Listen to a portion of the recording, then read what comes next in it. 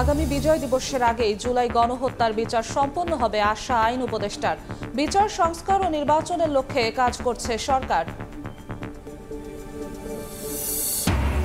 সংস্কারের নামে অনির্বাচিত সরকারের হাতে বেশি দিন ক্ষমতা থাকা উচিত নয় বললেন মির্জা ফখরুল। 17 বছর হলেই ভোটার করার প্রস্তাব চাপে ফেলবে কমিশনকে। নতুন বাংলাদেশে ঐক্যবদ্ধ থাকবে ফ্যাসিবাদ বিরোধী সব দল বললেন জামায়াতের আমির। ভারতীয় আধিপত্য রুখতে সজাগ থাকার আহ্বান খেলাফত মজলিসের। জুলাই গণহত্যার পুনরাবৃত্তি ঠেকাতে পুলিশের পুনর্গঠনে কাজ চলছে বললেন আইজিপি। ছিনতাই হত্যার মতো অপরাধ কমাতে সচেষ্ট বাহিনী। এবং আশ্বাসের পরও বাংলাদেশি কর্মীদের জন্য বন্ধ মালয়েশিয়ার দুয়ার। শ্রমবাজারে কাটছে না অস্থিরতা, সদিচ্ছার অভাব বলছে বায়রা। ভুয়া রিক্রুটিং এজেন্সি ঠেকানোর পরামর্শ।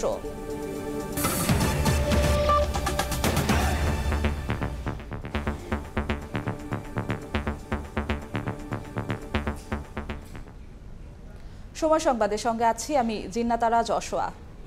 আগামী বিজয় দিবসের আগেই জুলাই গণহত্যার বিচার কাজ সম্পন্ন করা হবে বলে জানিয়েছেন আইন উপদেষ্টা।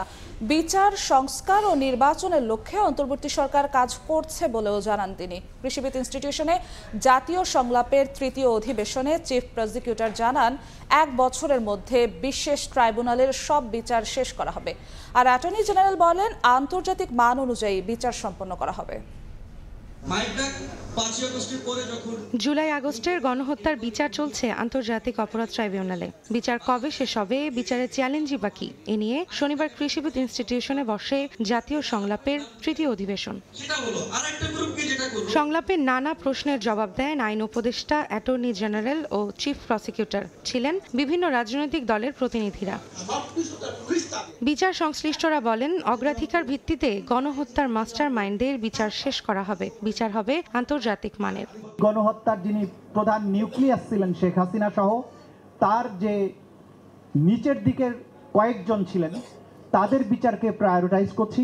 প্রত্যক্ষ এবং পরোক্ষভাবে যারা বাংলাদেশের সিভিলিয়ান পপুলেশনকে রাজনৈতিক উদ্দেশ্যে হত্যা করেছেন, খুন করেছেন, গুম করেছেন, আইনগতভাবে এবং আন্তর্জাতিক মানদণ্ড বজায় রেখে দ্রুততম সময়ের মধ্যে এই বিচার প্রক্রিয়া সম্পন্নের দিকে নিয়ে যাব।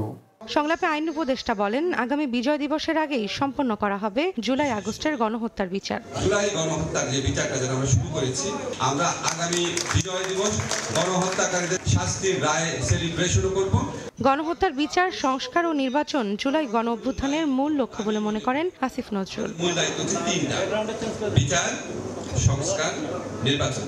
এবং এটা আমরা কতটা গুরুত্ব দিয়ে বিচার কার্য করার চেষ্টা করছি, এটা আপনারা দেখবেন কত দ্রুত সময়ে আমরা এই ট্রাইব্যুনালটা পুনর্গঠন করেছি। সংলাপে জুলাই অভ্যুত্থানে আহত ও শহীদ পরিবারের সদস্য এবং বিগত সরকারের আমলে যারা গুম হয়েছিলেন তাদের অভিজ্ঞতা তুলে ধরে দ্রুত বিচারের দাবি জানানো হয়। রৌনক নিয়ন্তা, সময় সংবাদ, ঢাকা। সংস্কার একটি চলমান প্রক্রিয়া উল্লেখ করে এর জন্য নির্বাচন থেমে থাকতে পারে না বলে মন্তব্য করেছেন বিএনপি মহাসচিব মির্জা ফখরুল ইসলাম আলমগীর। তিনি বলেন সংস্কারের দোহাই দিয়ে অনির্বাচিত সরকারের হাতে বেশি দিন ক্ষমতা থাকা উচিত নয়। সকালে জাতীয় প্রেস ক্লাবে এক আলোচনা সভায় কথা বলেন বিএনপি মহাসচিব। এদিকে আলাদা অনুষ্ঠানে দলটির নেতারা বলেন জনগণের দ্বারা নির্বাচিত নয় বলেই নানা সমস্যায় পড়তে হচ্ছে অন্তর্বর্তী সরকারকে। ছাত্র হাসিনা সরকারের পতনের পর দায়িত্ব নিয়ে রাষ্ট্র মেরামতে সংস্কারের উদ্যোগ নেয় অন্তর্বর্তী সরকার। আলোচনা করে রাজনৈতিক দল, সুশীল সমাজ সহ নানা শ্রেণী পেশার মানুষের সঙ্গে। 6টি সংস্কার কমিশন গঠন করে ডক্টর ইউনূস সরকার। সংস্কার প্রক্রিয়াকে স্বাগত জানালেও নির্বাচন নিয়ে সুনির্দিষ্ট রোডম্যাপ চায় বিএনপি। শনিবার এ নিয়ে ক্ষুব্ধ প্রতিক্রিয়া দেখালেন দলটির মহাসচিব মির্জা ফখরুল ইসলাম আলমগীর। জাতীয় প্রেস ক্লাবে এক আলোচনা সভায় বলেন সংস্কারের কথা বলে নির্বাচন প্রক্রিয়া বন্ধ করা যাবে না। তিনি দাবি করেন দেশের মানুষের মধ্যে শঙ্কা তৈরি হচ্ছে অন্তর্বর্তী সরকার ইচ্ছাকৃতভাবে নির্বাচন দিতে দেরি করছে কিনা। সংস্কার একটা চলমান প্রক্রিয়া, প্রতি মুহূর্তেই সংস্কার হচ্ছে, সেই সংস্কারের ধারা চলতে থাকবে। সেই জন্য তো নির্বাচন বন্ধ হয়ে থাকতে পারে না। সেই মুহূর্তে তো দিনের পর দিন আমরা একটা অনির্বাচিত সরকারের হাতে দেশ চালাতে দিতে পারি না। সেই কারণেই আমরা যখন কথা বলি যে আমরা নির্বাচনটাকে তাড়াতাড়ি চাই। গত 5 মাসে দেশে কোনো স্বস্তি ফেরেনি দাবি করে বিএনপি মহাসচিব বলেন, সরকারের সঙ্গে জড়িতরা জনগণের সমস্যা না দেখে রাজনৈতিক দলগুলোর দোষ খুঁজে বের করছে। 17 বছর হলেই ভোটার হতে পারবে ডক্টর মোহাম্মদ ইউনূসের এমন প্রস্তাবনা মূলত নির্বাচন কমিশনকে চাপে ফেলবে এবং নির্বাচনকে আরো দূরে ঠেলে দেবে বলেও দাবি তার। সেই কমিশন কাজ করছে, খুব ভালো কথা। এই কমিশন কাজ করছে, কাদের সঙ্গে কাজ করছে? তারা কয়েকজন পণ্ডিত ব্যক্তিকে নিয়ে এসছেন, আমরা তাদেরকে খুব ভালোভাবে চিনি, শ্রদ্ধা করি, সম্মান করি। একই সঙ্গে জনগণের কাছে যান, তারা কি চায় তাদের কাছে জানুন। অথবা রাজনৈতিক দলগুলোকে আক্রমণ করে তাদেরকে তির্যক ভাষায় কথা বলে এই সমস্যার সমাধান হবে না। ঢাকা রিপোর্টার্স ইউনিটি মিলনায়তনে আরেক আলোচনা সভায় বিএনপির স্থায়ী কমিটির সদস্য ইকবাল হাসান মাহমুদ টুকু দাবি করেন, জনগণের দ্বারা নির্বাচিত নয় বলেই অন্তর্বর্তীকালীন সরকারকে নানা সমস্যায় পড়তে হচ্ছে। রিফর্ম কি হবে? জনগণের ম্যান্ডেট দিয়ে করবে। আপনারা এই রিফর্মের নামে নির্বাচনটাকে পিছিয়ে দিবেন, এটা ঠিক হবে না। আজকে যেসব সমস্যা হচ্ছে, এসব সমস্যা হচ্ছে বিকজ আপনাদের কোনো ম্যান্ডেট নাই, আপনাদের কোনো পলিটিক্যাল ফোর্স নাই। এদিকে জাতীয় প্রেস ক্লাবের সামনে এক প্রতিবাদ সমাবেশে বিএনপি চেয়ারপারসনের উপদেষ্টা জয়নুল আবদিন ফারুক সচিবালয়ে আগুনের ঘটনায় কোনো কুলকিনারা না হওয়ায় সরকারের কাছে এর ব্যাখ্যা দাবি করেন। আহমেদ সালেহীন, সময় সংবাদ, ঢাকা। সচিবালয়ে শেখ হাসিনার মুখ্য সচিবের অর্থ পাচারের ফাইল ছিল, সেগুলো নষ্ট করতেই স্বৈরাচারের প্রেতাত্মারা পরিকল্পিতভাবে আগুন লাগিয়েছে বলে মন্তব্য করেছেন বিএনপির সিনিয়র যুগ্ম মহাসচিব রুহুল কবির রিজভী। সচিবালয়ে আগুন নেভাতে গিয়ে ট্রাক চাপায় নিহত ফায়ার ফাইটার নয়নের গ্রামের বাড়ি রংপুরের মিঠা পুকুরে গিয়ে তার পরিবারের সঙ্গে সাক্ষাৎ করে কথা বলেন তিনি। নয়নের পরিবারের হাতে 2 লাখ টাকার সহায়তাও তুলে দেন রিজভী। আমার ছেলে যে মৃত্যুবরণ করলো তার আমি এক নম্বরে বিচার চাই, আর আমার পরিবার কিভাবে চলবে আমাদের দিকে একটু হলেও দেখবেন। রুহুল কবির রিজভী সাংবাদিকদের কাছে অভিযোগ করেন, সচিবালয়ে শেখ হাসিনার মুখ্য সচিবের অর্থ পাচারের ফাইল ছিল, সেগুলো নষ্ট করতেই স্বৈরাচারের প্রেতাত্মারা পরিকল্পিতভাবে আগুন লাগিয়েছে। দেশে পরাজিত স্বৈরাচারের দোসররা রয়েছে, তারা কিন্তু গুরুত্বপূর্ণ জায়গায় এখনো আছেন, সরকারের বিভিন্ন জায়গায় আছে এবং অত্যন্ত গুরুত্বপূর্ণ জায়গায় তারা রয়েছে, ঘাপটি বেড়ে আছে। কোথায় কি নাশকতা, কোথায় কি চক্রান্ত করছেন তার কোনো ঠিক নেই। এগুলো ঠেকাতে গিয়ে দেশকে একটি শান্তি স্থিতির মধ্যে নিয়ে আসতে গিয়ে জীবন দিচ্ছে নয়নের মতো ছেলেরা। পরাজিত শক্তি এখনো রাষ্ট্রের গুরুত্বপূর্ণ জায়গায় ঘাপটি মেরে থেকে ষড়যন্ত্রের পায়তারা করছে। তাদের রুখে গণতন্ত্রকে স্থায়ী রূপ দিতে পারলে দেশে শান্তি ফিরবে বলেও মন্তব্য করেন বিএনপির এই কেন্দ্রীয় নেতা। জনগণ তো আপনাদেরকে মনে করে বিপ্লবের সরকার, আন্দোলনের সরকার। আমরা যদি গণতন্ত্রকে একটি স্থায়ী রূপ দেই, আমরা যদি আমাদের স্বাধীনতা সার্বভৌমত্বকে রক্ষা করতে পারি, তাহলেই এই দেশটি টিকবে, এদেশের মানুষের নাগরিক স্বাধীনতা নিশ্চিত হবে। নিহত ফায়ার সার্ভিস কর্মী নয়নের পরিবারের হাতে প্রাথমিক সহায়তা হিসেবে 2 লাখ টাকা তুলে দেন রুহুল কবির রিজভী। আব্দুর রশিদ জীবন, সময় সংবাদ, রংপুর। সচিবালয়ের 7 নম্বর ভবনে অগ্নিকাণ্ডের কারণ অনুসন্ধানে দ্বিতীয় দিনের মতো কাজ করেছে পুলিশের অপরাধ তদন্ত বিভাগ। পাশাপাশি ঘটনাস্থল পরিদর্শন করেছেন উচ্চ পর্যায়ের তদন্ত কমিটির সদস্যরাও। এদিকে সচিবালয় প্রবেশে আরও কড়াকড়ি আরোপ করেছে আইন শৃঙ্খলা বাহিনী। বুধবার গভীর রাতে আগুনে পড়ে যাওয়া সচিবালয়ের 7 নম্বর ভবনে গত দুদিনের মতো শনিবারও তদন্ত কাজে পরিদর্শন করেছে পুলিশের অপরাধ তদন্ত বিভাগ। এ সময় ভয়াবহ আগুনে ক্ষতিগ্রস্ত ভবনটির প্রতিটি তলা থেকে সংগ্রহ করা হয় আলামত। পুড়ে যাওয়া বিভিন্ন মন্ত্রণালয়ে ঘুরে দেখেছে আগুনের ঘটনায় গঠিত উচ্চ পর্যায়ের তদন্ত কমিটিও। এদিকে প্রধান ফটক সহ সচিবালয়ের নিরাপত্তা আরও জোরদার করেছে আইন শৃঙ্খলা বাহিনী। পুলিশের পাশাপাশি দায়িত্ব পালন করছেন সেনা সদস্যরাও। তদন্ত কাজে জড়িতরা ছাড়া কাউকেই প্রবেশ করতে দেয়া হয়নি। নিরাপত্তার স্বার্থে সচিবালয়ে কর্মরতদের স্থায়ী ও অস্থায়ী প্রবেশ পাস ছাড়া সকল ধরনের প্রবেশ পাস বাতিল করা হয়েছে। প্রধান উপদেষ্টার বিশেষ সহকারী খোদাবক্স চৌধুরীর সই করা এক বিজ্ঞপ্তিতে সাংবাদিকদের জন্য ইস্যু করা অ্যাক্রিডিটেশন কার্ডও বাতিল করা হয়।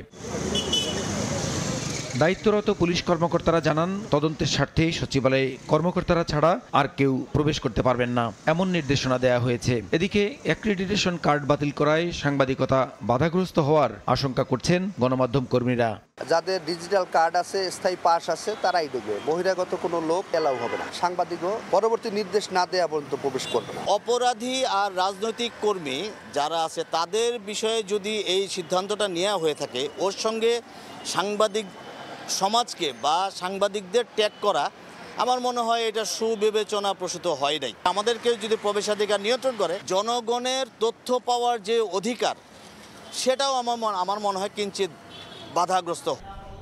নতুন বাংলাদেশে ঐক্যবদ্ধ থাকবে ফ্যাসিবাদ বিরোধী সব দল। পাশাপাশি ভারতীয় আধিপত্য রুখতে সজাগ থাকতে হবে সবাইকে। শনিবার সোহরাওয়ার্দী উদ্যানে খেলাফতে মজলিসের সাধারণ পরিষদের দ্বাদশ অধিবেশনে এসব কথা বলেন জামায়াতের আমির সহ ইসলামী দলগুলোর নেতারা। বিএনপি সহ অন্যান্য দলের নেতারা বলেন, জুলাই গণ অভ্যুত্থানের চেতনায় বাংলাদেশ বিনির্মাণে ঐক্যবদ্ধ থাকতে হবে।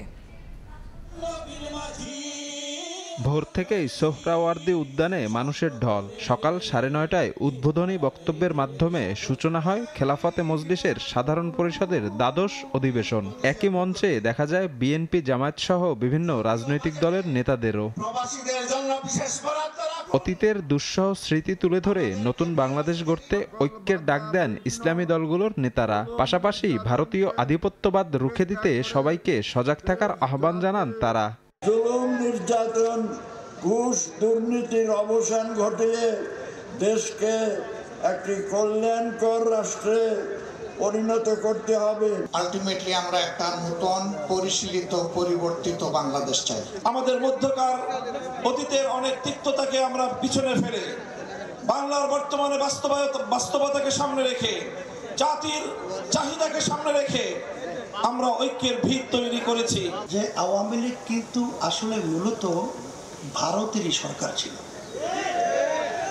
তার সমস্ত কার্যক্রমগুলো এবং যত তাদের পরিচালনায় আমরা লক্ষ্য করেছি, ভারতের সুবিধাই তার থেকে প্রকাশ পেয়েছে।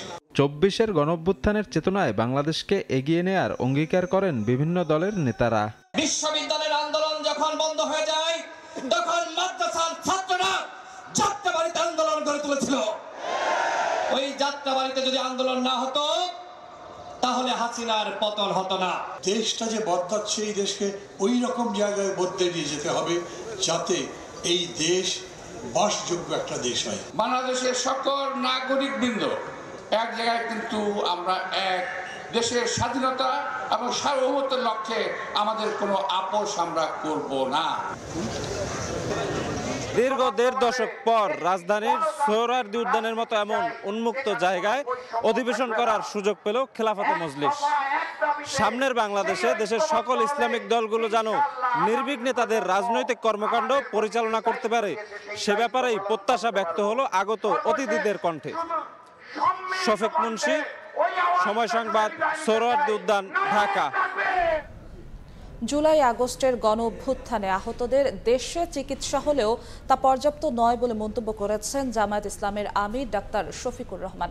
শনিবার পল্টনের একটি হোটেলে ঢাকা মহানগরী দক্ষিণ জামায়াতের উদ্যোগে গণ অভ্যুত্থানে আহত ও পঙ্গুত্ব বরণকারীদের নিয়ে স্মৃতিচারণ অনুষ্ঠানে মন্তব্য করেন তিনি।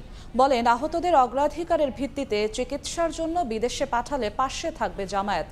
স্মৃতিচারণে অনুষ্ঠানে শেখ হাসিনার বিচার দাবি করেন আহতরা। হাজারো জীবনের বিনিময়ে পাওয়া নতুন বাংলাদেশে যাতে আহতদের পরিবারের বোঝা হয়ে থাকতে না হয়, সরকারের কাছে সে দাবিও জানান তারা।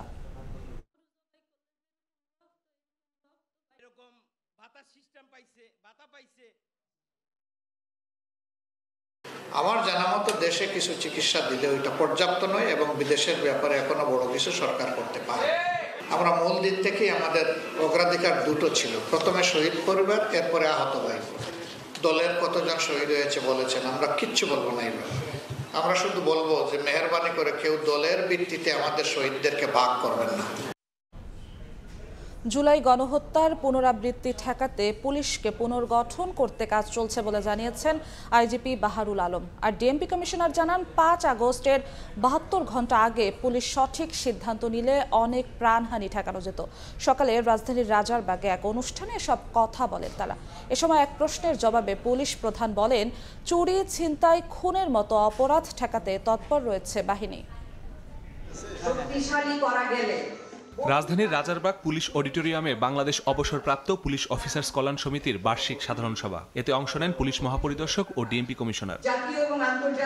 জুলাই গণ অভ্যুত্থান প্রসঙ্গ তুলে ধরে পুলিশের বিতর্কিত ভূমিকার সমালোচনা করেন ডিএমপি কমিশনার। 72 ঘন্টা আগেও যদি ওনারা সঠিক সিদ্ধান্ত নিতেন তাহলে অনেকের জীবন রক্ষা পেত এবং আমাদের পুলিশ সদস্যদেরও অনেকের জীবন রক্ষা পেত, কিন্তু সেইরূপ সিদ্ধান্ত নেওয়া হয়নি। আইজিপি জানান, বাহিনীর পুনর্গঠন করাই তার প্রথম কাজ, যাতে আর কখনোই জুলাই আগস্টের মতো ভূমিকা পালন না করতে পারে পুলিশ। এই পুলিশকে মানুষের কাছে গ্রহণযোগ্য করার দায়িত্ব আপনারা দিয়েছেন এবং যেই দুঃখজনক ঘটনা জুলাই আগস্ট মাসে ঘটেছে এর যেন আর পুনরাবৃত্তি না হয়। আমি কি এইরকম কোনো ধারাবাহিকতা তৈরি করতে পারি কিনা, এই 3টা কাজের প্রচেষ্টা আমার সবসময় থাকবে। সাংবাদিকদের প্রশ্নের জবাবে পুলিশ প্রধান জানান, সারা দেশে চুরি, ছিনতাই, খুন বন্ধে পুলিশের কাছে ম্যাজিক নেই, তবে নিয়ন্ত্রণে সর্বোচ্চ চেষ্টা চলছে। আমাদের কাছে তো ওইভাবে ম্যাজিক নেই এবং আপনারা জানেন যে কি অবস্থা থেকে পুলিশ কোত্থেকে উঠে এসে আমরা কাজ করতে হচ্ছে। বৈষম্য বিরোধী ছাত্র আন্দোলনের প্রতিনিধিদেরও সাহায্য চাচ্ছি, তারা যেন আমাদেরকে সাথে নিয়ে কমিউনিটির কাছে আরেকটু প্রচেষ্টা ওনারা চালান নিয়ে যেতে। আমি মনে করি যে এইটা ছাড়া আমাদের ওইভাবে ক্রাইম এককভাবে আমরা we can't fight it out. তদন্ত শেষে সচিবালয়ে অগ্নিকাণ্ডের বিস্তারিত তথ্য জানানো হবে বলেও জানান আইজিপি। মাসুদুর রহমান, সময় সংবাদ, ঢাকা। নির্বাচিত সরকারের মাধ্যমে এই সংস্কার হবে বলে মনে করেন 13 বছর পর দেশে আসা সাবেক সংসদ সদস্য কাজী শাহ মোফাজ্জল হোসেন কায়কোবাদ। শনিবার সকালে রাজধানীর হযরত শাহজালাল আন্তর্জাতিক বিমানবন্দরে পৌঁছান তিনি। কুমিল্লা 3 আসনের 5 বারের সাবেক এমপির দেশে ফেরা ঘিরে বিমানবন্দরের আশেপাশে সমবেত হন অসংখ্য নেতাকর্মী। এয়ারপোর্ট থেকে সাবেক রাষ্ট্রপতি জিয়াউর রহমানের মাজারে শ্রদ্ধা নিবেদনের পর গণমাধ্যমের সাথে কথা বলেন সাবেক এমপি কায়কোবাদ।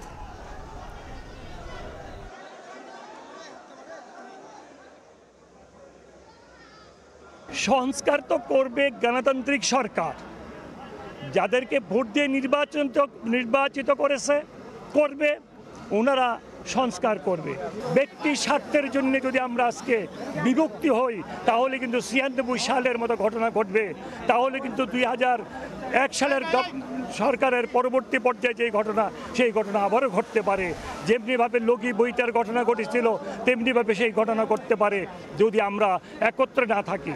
মালয়েশিয়ার শ্রম বাজারে বাংলাদেশের জনশক্তি রফতানির স্থবিরতা কাটছেই না, যেতে পারছেন না হাজার হাজার কর্মী। এজন্য দেশের ভুয়া রিক্রুটিং এজেন্সি ও মালয়েশিয়া সরকারের দৃশ্যমান কোনো পদক্ষেপ না নেয়ার কথা বলছে বাইরা।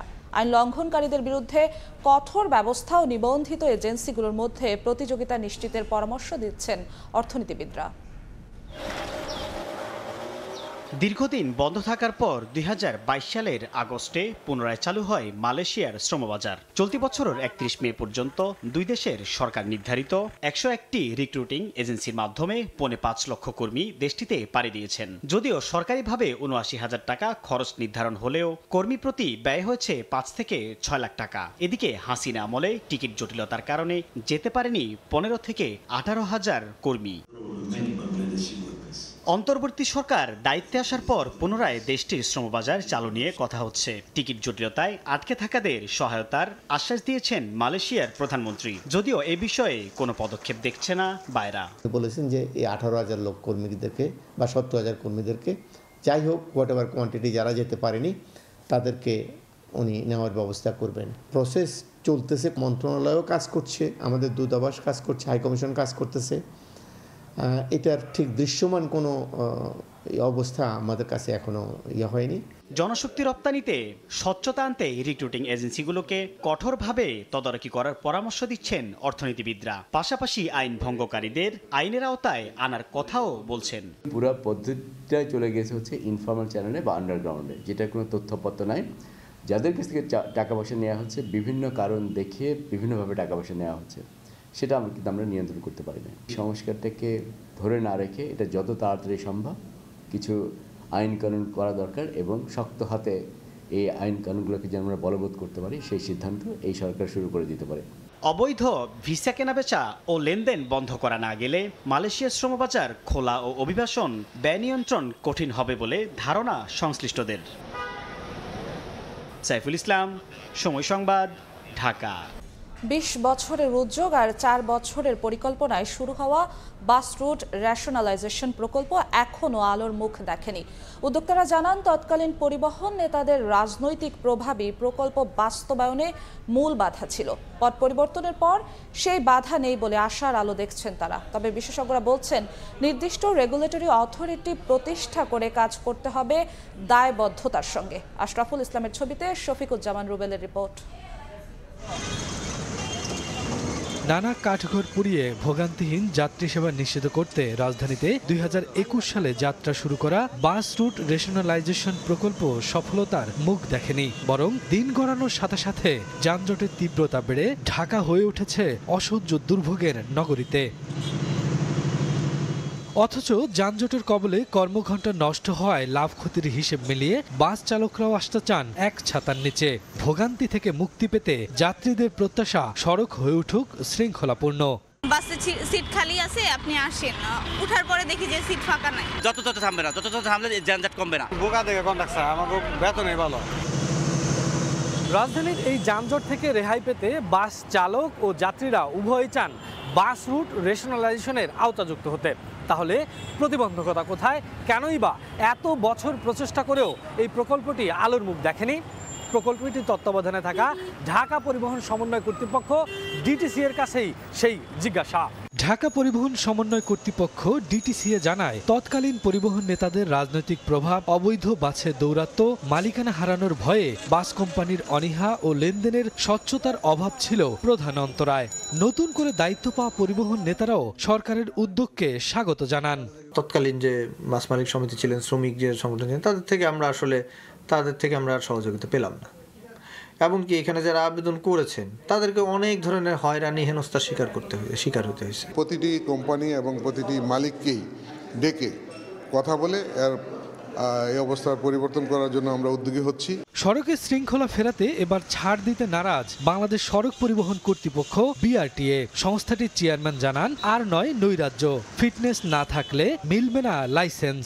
তোমরা যাকে ফিট মনে করবে তাকেই সেই শুধু লাইসেন্স পাবে, যাকে ফিট মনে করবো না সে লাইসেন্স পাবে না। মে মাসের পরে আর পুরনো গাড়ি রাখবো না, আমরা রাখবো না। তবে এই বিশেষজ্ঞের মতে বাস রুট রেশনালাইজেশন বাস্তবায়ন করতে হলে মেট্রো কিংবা বিআরটির মতো একটা রেগুলেটরি অথরিটি প্রতিষ্ঠা করতে হবে, যারা প্রতিনিয়ত সেবার মানদণ্ড পর্যবেক্ষণ করবে। আমি দ্ব্যর্থহীন ভাষায় বলতে পারি, এইটাও ফেল করবে, কারণ পদ্ধতিগতভাবে কোনো রেগুলেটরি অথরিটি নাই। এরকম একটা প্রতিষ্ঠান করে দায়বদ্ধভাবে কাজ করতে হবে। তিনি আরো বলেন, এখনই মোক্ষম সময় উদ্যোগ নেয়ার। এই সরকার ব্যর্থ হলে এ স্বপ্ন আর বাস্তবায়ন হওয়া সম্ভব নয় বলেও মনে করেন অধ্যাপক শামসুল হক। এই সরকারের সময় সাকসেসফুল না হওয়া তার মানে অত্যন্ত বেদনাদায়ক হবে। শফিকুজ্জামান রুবেল, সময় সংবাদ, ঢাকা। নৌ শ্রমিকদের কর্মবিরতিতে অচল চট্টগ্রাম বন্দরের বহির্নোঙরের পণ্য খালাস।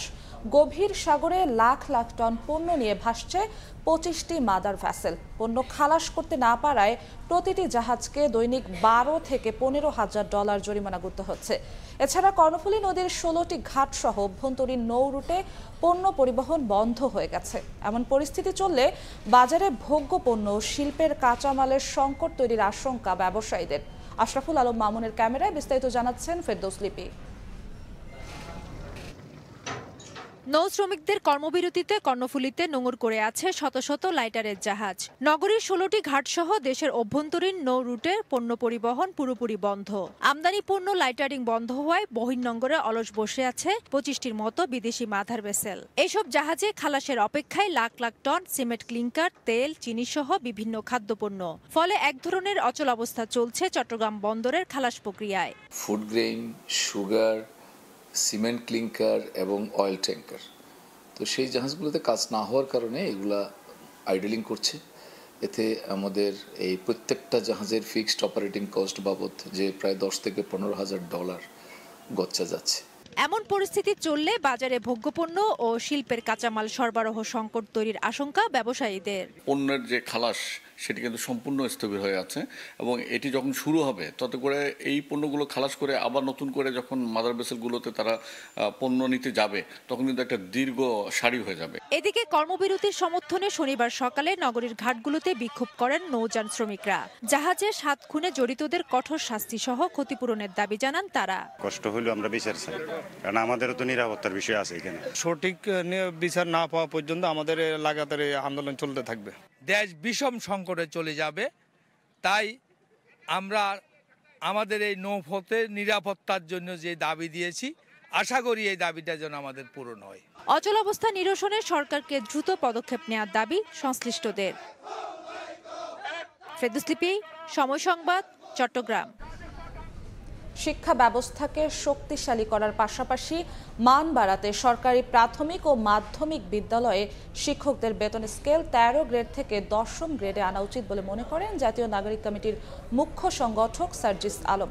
দুপুরে পঞ্চগড়ের তেঁতুলিয়ার মাথাফাটা সরকারি প্রাথমিক বিদ্যালয় মাঠে উপজেলার 1200 শিক্ষার্থীর মাঝে শিক্ষা উপকরণ ও শীতবস্ত্র উপহার দিয়ে কথা বলেন তিনি। শিক্ষার মান বাড়াতে ব্যক্তি, গোষ্ঠী ও দলের স্বার্থ না দেখে আগামীর প্রজন্মের স্বার্থ দেখার আহ্বান জানান সার্জিস।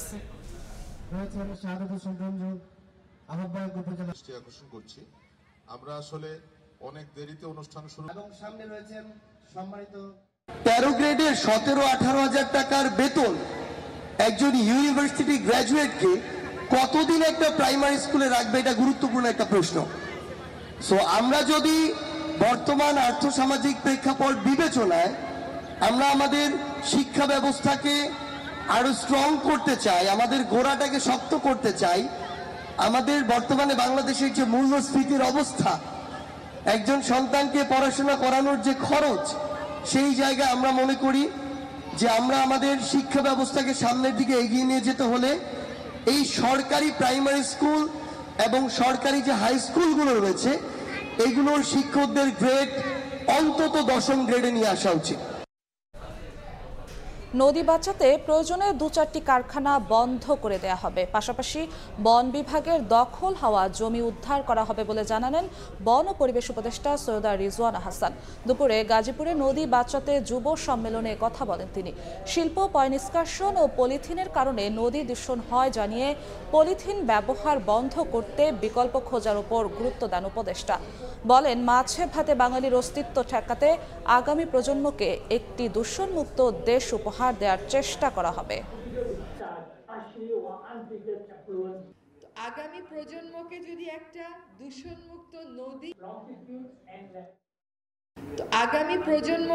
একটা দূষণমুক্ত নদী দিয়ে না যায়, ওরা পানি পাবে কোথায়, ওরা মাছ পাবে কোথায়? নদী শুধুমাত্র যে একটা প্রাকৃতিক আবেদনের সমৃদ্ধ প্রতিবেশ ব্যবস্থা তা কিন্তু না, নদী কিন্তু অর্থনীতি। বাংলাদেশে যত মানুষ যাতায়াত করে তার অর্ধেকই কিন্তু নৌপথে যাতায়াত করে। এই মরে যাওয়া দূষিত নদীগুলো আমাদের যাতায়াতে একটা বড় ভূমিকা রাখছে, পণ্য পরিবহনে একটা বড় ভূমিকা রাখছে। নানা অব্যবস্থাপনার পাশাপাশি গ্যাস, পানি এবং বিদ্যুতের সংযোগ নিশ্চিত করতে না পারায় চট্টগ্রাম উন্নয়ন কর্তৃপক্ষের অধিকাংশ আবাসিক প্রকল্প মুখ থুবড়ে পড়েছে। স্বাধীনতার পর নগরীর বিভিন্ন স্থানে 585 একর জায়গায় 10টি প্রকল্পে 6307টি প্লট বরাদ্দ দেওয়া হলেও অধিকাংশ প্লট এখনও খালি। ব্যাংক ঋণে টাকা দিয়ে প্লট কিনে বাড়ি করতে না পেরে চরম ভোগান্তিতে হাজার হাজার মানুষ। শাখাওয়াত রিপোর্ট ক্যামেরায় বিস্তারিত জানাচ্ছেন কমল দে। স্বাধীনতার আগে 1963 সালে কাতালগঞ্জ এবং 1965 সালে আগ্রাবাদ আবাসিক এলাকার মাধ্যমে পরিকল্পিত নগরী গড়ে তোলার প্রকল্প নিয়েছিল চট্টগ্রাম উন্নয়ন কর্তৃপক্ষ সিডিএ। কিন্তু স্বাধীনতার পর নেওয়া 10টি প্রকল্প নানা অনিয়ম ও অব্যবস্থাপনার কারণে পর্যায়ক্রমে তা ব্যর্থতায় পরিণত হয়েছে। নগরের অক্সিজেন এলাকায় সবচেয়ে বড় আবাসিক এলাকা গড়ে তোলার পরিকল্পনা নিয়েছিল চট্টগ্রাম উন্নয়ন কর্তৃপক্ষ। 2008 সালে এখানকার 1700 একর জায়গার উপর তৈরি করা হয়েছে 1748টি প্লট। 16 বছর আগেই প্লট মালিকেরা তাদের প্লট বুঝে নিয়েছেন। ভূমিসহ নানা জটিলতায় এখন পর্যন্ত বিশাল এই অঞ্চলে একটি ভবনও উঠেনি। 2008 সালে প্লট পাইছি, কিন্তু এখনো আমরা বাড়িঘর করতে পারিনি। অবকাঠামো এবং নিরাপত্তা কেউ আগায় না আসলে প্লট করার মতো তো আমরা বাড়ি করার মতো সুযোগ হবে না আমাদের। 759 প্লটের চাঁদগাঁও আবাসিক, 423 প্লটের কল্পলোক আবাসিক প্রথম পর্যায় এবং 181 প্লটের চন্দ্রিমা আবাসিক এলাকার প্লট মালিকেরা নিজেদের উদ্যোগেই আবাসনের ব্যবস্থা করে নিয়েছে। নগরীর একেবারে কাছাকাছি কর্ণফুলী নদীর তীরবর্তী এই এলাকায় চট্টগ্রাম উন্নয়ন কর্তৃপক্ষ 1995 সালে গড়ে তুলেছিল কর্ণফুলী আবাসিক এলাকা।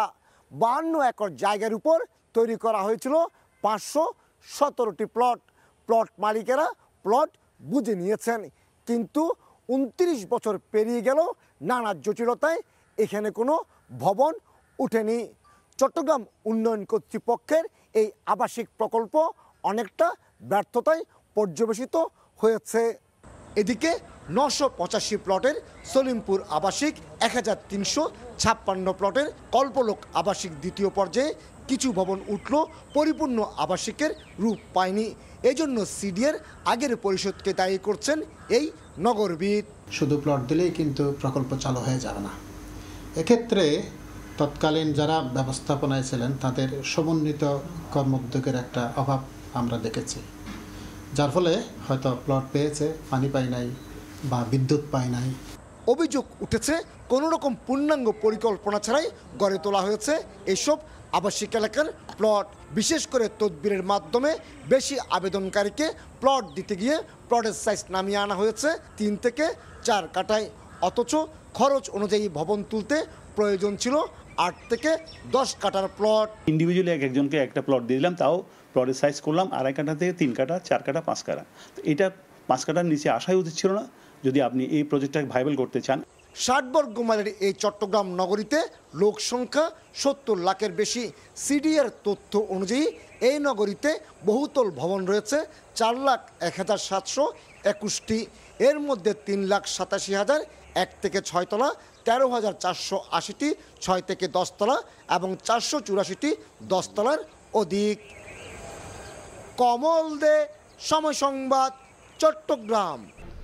অনলাইন নিবন্ধন সহ 14 ধরনের বিধি নিষেধ মেনে প্রবালদ্বীপ সেন্ট মার্টিন ভ্রমণ করতে হচ্ছে পর্যটকদের। নতুন নিয়ম অনুযায়ী ট্রাভেল পাস নিয়ে প্রতিদিন 2000 পর্যটক দ্বীপটিতে যেতে পারছেন, একই সঙ্গে করতে পারছেন রাত্রি যাপন। মোহাম্মদ ফরাজের ক্যামেরায় বিস্তারিত জানাচ্ছেন সুজাউদ্দিন রুবেল।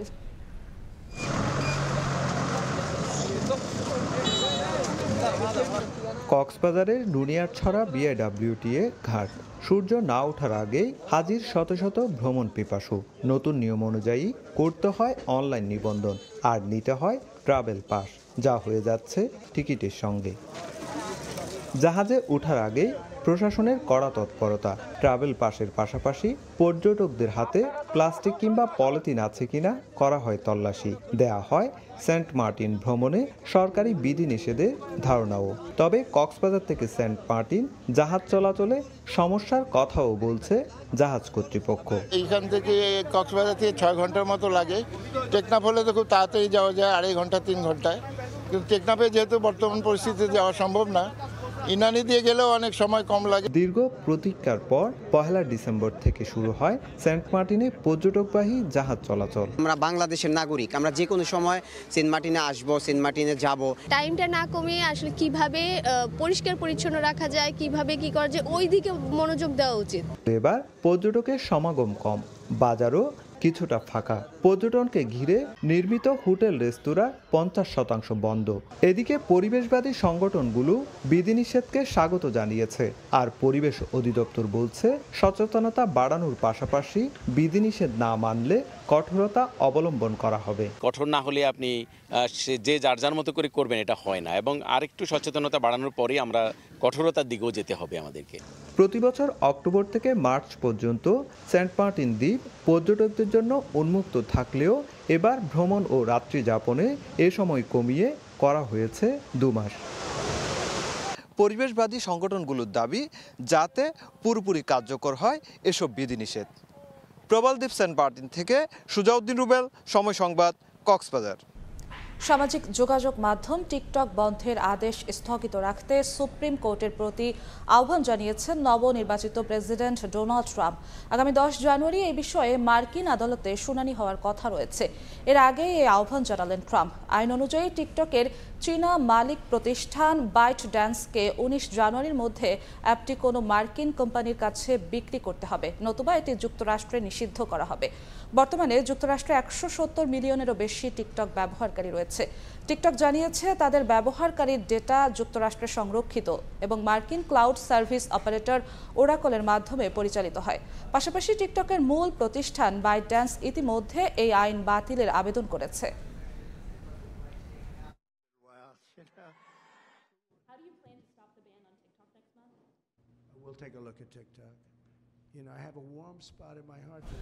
ভিন্ন এক দ্বৈরথের অপেক্ষায় বিপিএল। চট্টগ্রাম কিংসের মেন্টর শহীদ আফ্রিদি আর বরিশালের জার্সিতে মাঠ মাতবেন শাহিন শাহ আফ্রিদি। যদিও এই দ্বৈরথ বেশ উপভোগ করবেন শাহিন।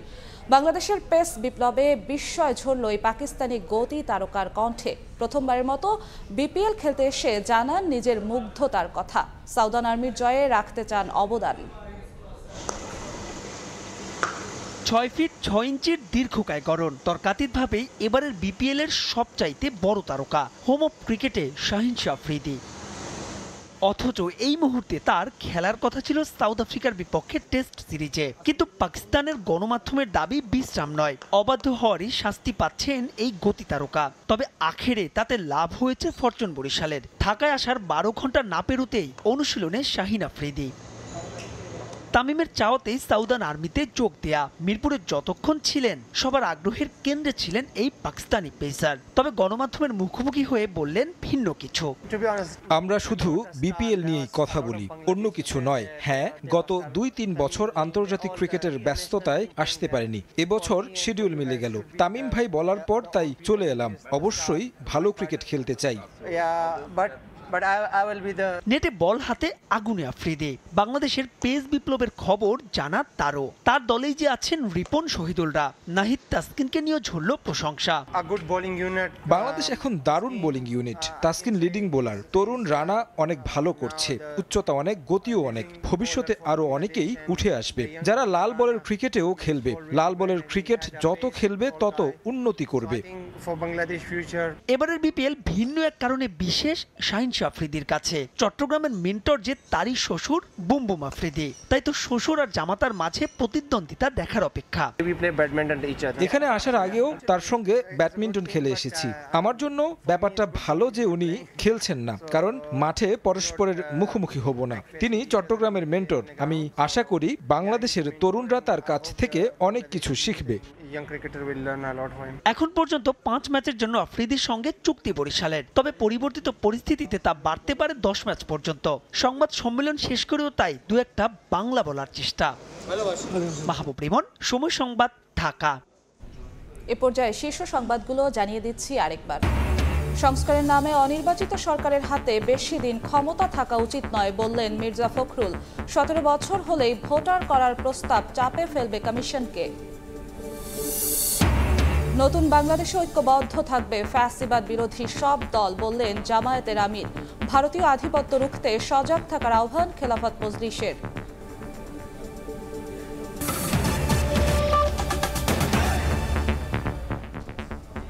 এই ছিল সময় সংবাদে, সঙ্গেই থাকুন সময়ের।